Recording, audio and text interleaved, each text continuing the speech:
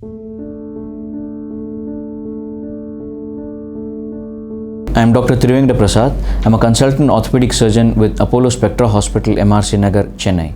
As I was telling you about frozen shoulder, the management of frozen shoulder is in stages. In the earliest stage, where we actually do not call it a frozen shoulder, we call it a periarthritis or adhesive capsulitis, where you have pain and some restriction, but a fair degree of movement is still present.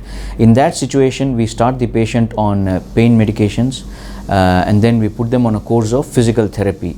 It could involve some electrical therapy and some heat therapy to mitigate the pain. But most importantly, there are various methods by which we train you to regain the movement.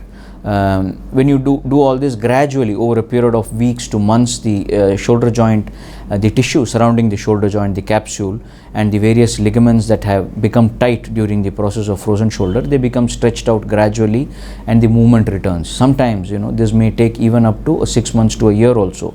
But in a fair degree of patients, the movement never actually comes back because of the pain or their inability to get the physiotherapy done.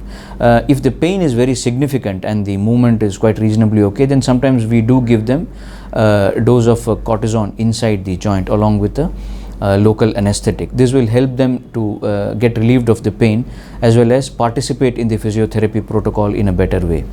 But where the shoulder becomes very stuck and in some patients who are very osteoporotic, it may not be a good idea to do physiotherapy because that may even end up with we have seen instances where the bone can break if somebody tries to forcibly move the shoulder when the patient is awake and suffering from pain. In those instances, it is better to do what is called a manipulation under anesthesia.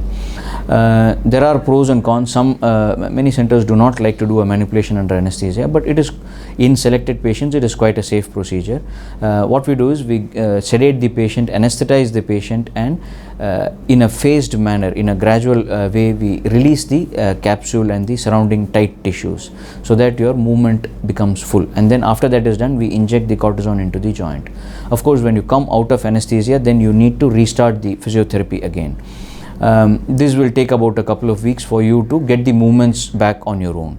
So this is another stage of treatment. In the last stage, where the shoulder is extremely tight and where manipulation may be a very risky option, so that because we may end up breaking the bone, in that case we can do what is called an arthroscopy of the shoulder and release all the tight structures and ligaments inside the joint and get back the full movements. So these are the various treatment options for a frozen shoulder. Thank you.